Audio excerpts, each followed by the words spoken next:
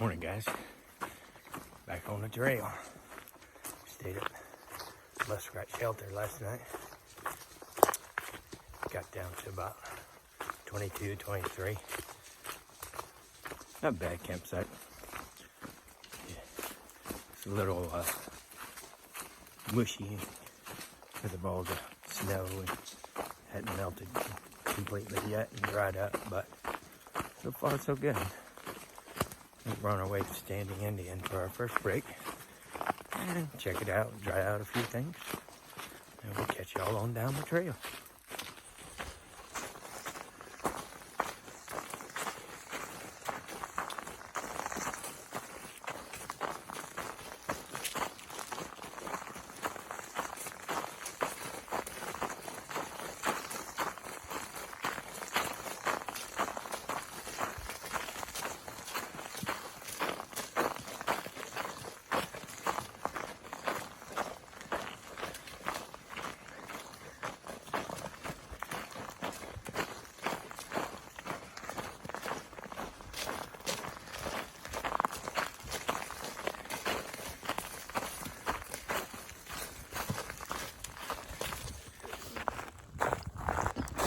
Welcome back to the vlog. Day 14? Or 13, we don't know. I think it's 14. I think yesterday was 13. We didn't record a whole lot. It was kind of challenging. That area right around the border, the state line, is pretty steep. And yeah, so it's pretty cold last night. We stayed at Muskrat Creek shelter. I don't think we closed out the vlog either. Muskrat Creek at like 4,500 feet. Got down to the low 20s. Everything was frozen. The water bottles, except for the ones that were inside the tent, were frozen, but I think everybody stayed pretty warm. Today we're focusing on trying to get lots of water. We had kind of a bad end of the day yesterday with some not feeling wells and some headaches and some pukies. So today we're going to try to focus on drinking more water. But terrain-wise, it seems to be a pretty straightforward, nothing too crazy. Nothing like yesterday anyway. So hopefully we'll do another 9 and get us that much closer to Franklin. Smile? Mm-hmm. Thank you.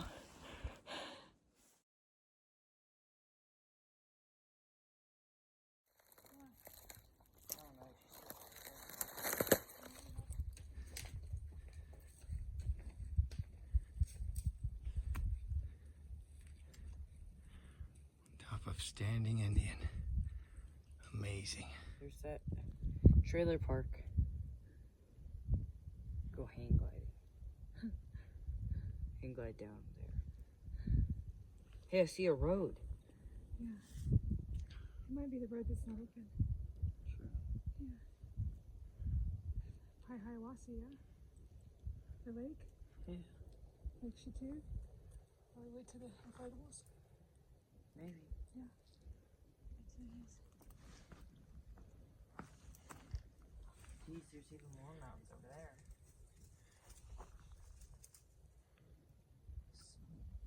Signal. Let's go a little bit more. Once we get up here, I'm gonna get my pants. Okay.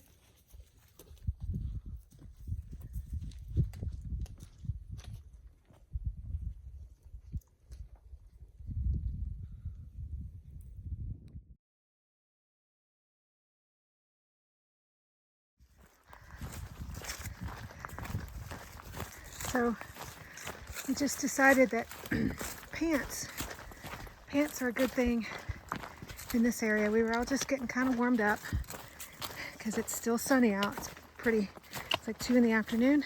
It's probably 60 degrees and everybody's getting warm. So they're like, oh, let's put on some shorts. But all along the trail, there's these briars, blueberry bushes, or not blueberry. What are they? Are they blackberries? I think they're blackberries. Yeah, these things, they're all over the place. And they're just whipping your legs, they're whipping your arms, whipping your pack. So, I don't know if it looks like that in the summer after, 200 people have come through here. But for right now, we're keeping our pants on. Welcome back to the vlog. What did I say it was? Day 14? Yep, day 14. Wrapping up day 14. We've discovered that in the weather being as cold as it is, it's just really helpful to get to camp, set up your tent and your sleeping bag, and get in it. We're usually, we stopped today at 3? We did 9.3 again today, tied with our highest day. We got here around 3 o'clock. We're making really good time. Today's variation of terrain was very manageable. The biggest problem was all the snow and the ice made it a little bit tricky. But there wasn't any really sharp climbs. Standing Indian was beautiful, and the switchbacks were heavenly. Nice, gradual, back and forth, but not straight up.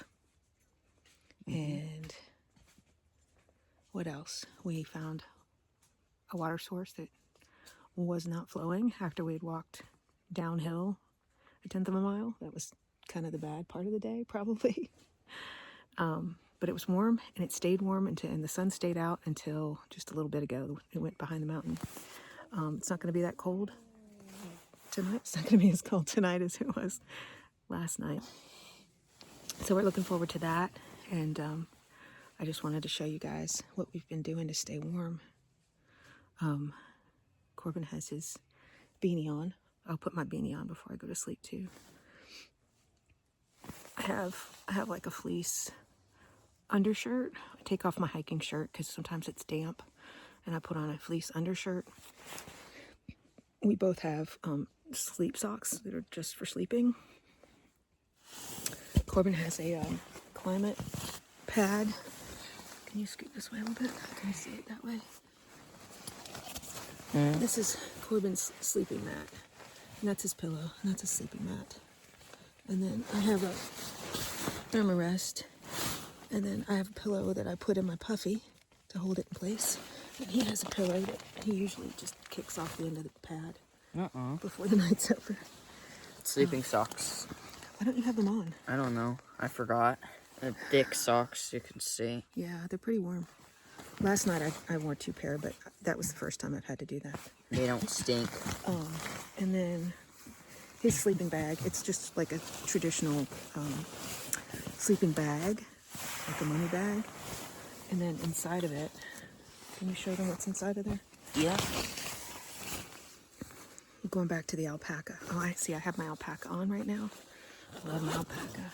You open it, and then boom, you got this thing. So this is a bag liner, and it's from the same company. The Appalachian Gear Co. made this sleeping bag liner out of alpaca. We both have those. Well, technically it was supposed to be me and Dad that had those, but Dad has been generous and donated his to Corbin. And then I sleep with my electronic battery thing to charge my phone inside of my bag along with my phone, and I charge it every night just so anytime that we know that it's going to be freezing, which has been every night that we've been on the trail this go around, we put our batteries, our phones, and our water filters in our sleeping bag so that they don't freeze. The water filter is kind of important because if the inside of the water filter, if the water inside the filter freezes, it shreds the fibers that do the filtering, so it doesn't work. And then you can't trust your water. So we keep our filters in our bag. I put mine in my sock. just because it's in a Ziploc bag and I don't like feeling it. And then my battery pack. Your battery pack is in there.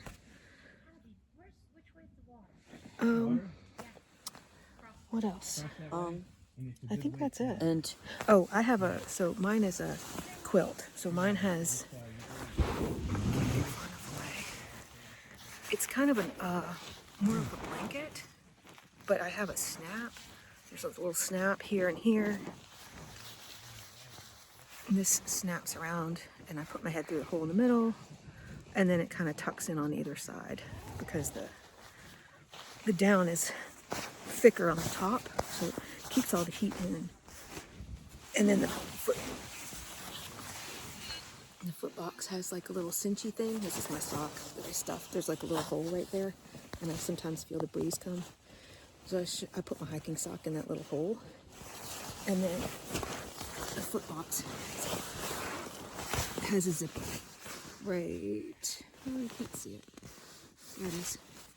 Okay.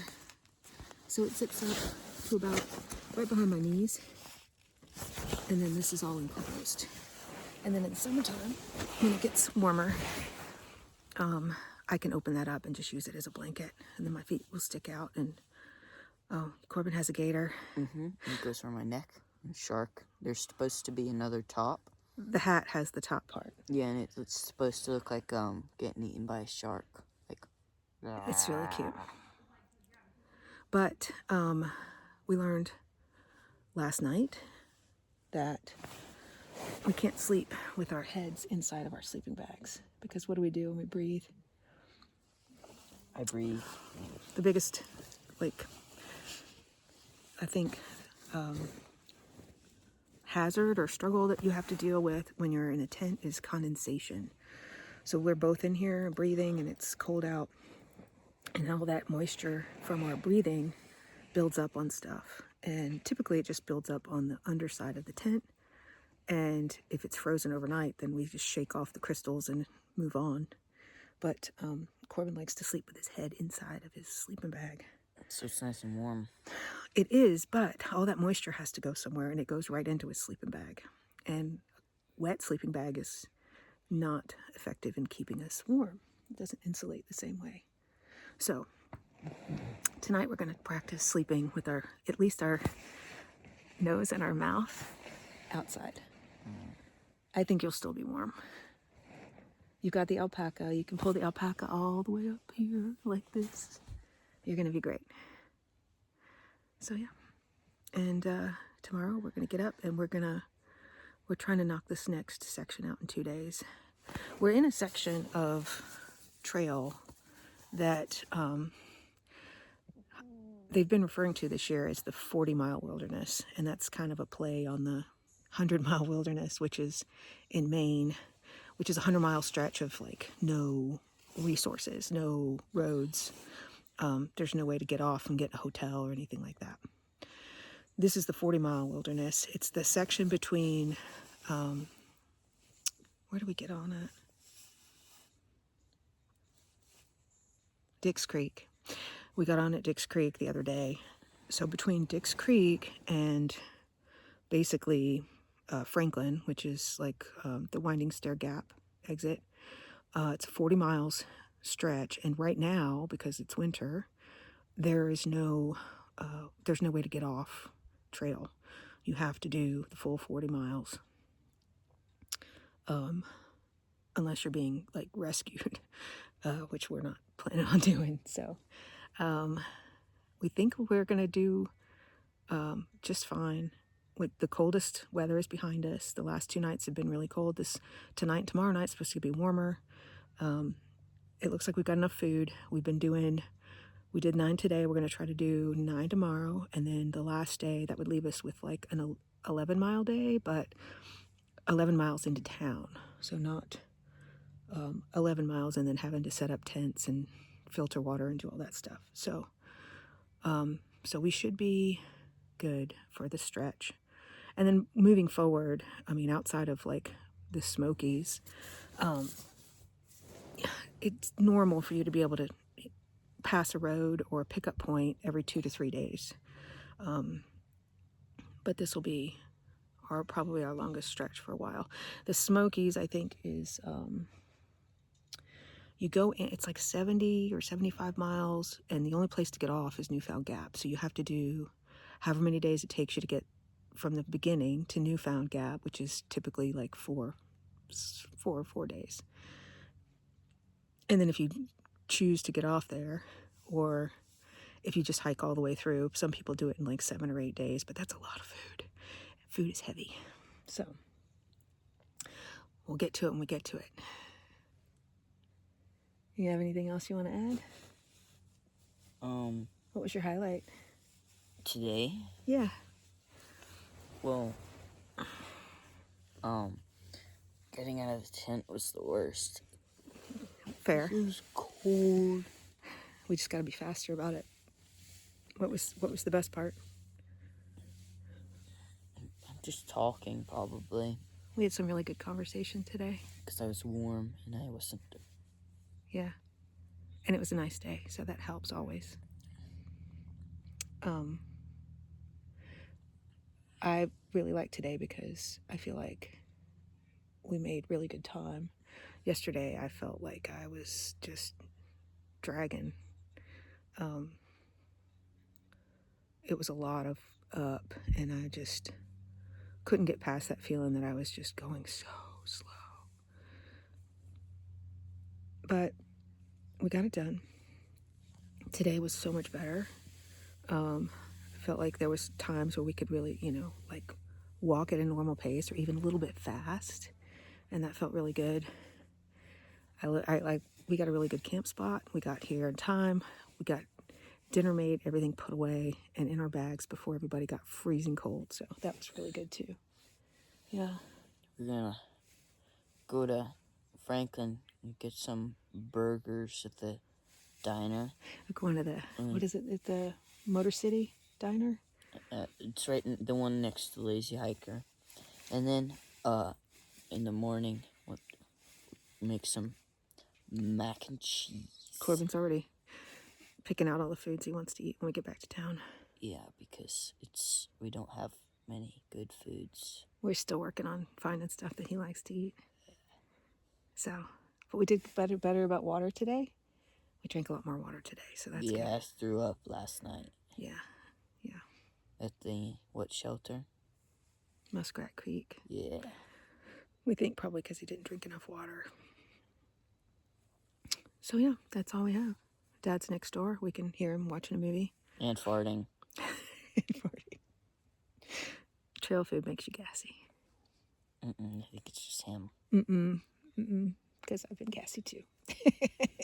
Yeah. All right. And see you in the next one. He doesn't even notice. He just sleeps right through it. Snores right through it. Goodbye.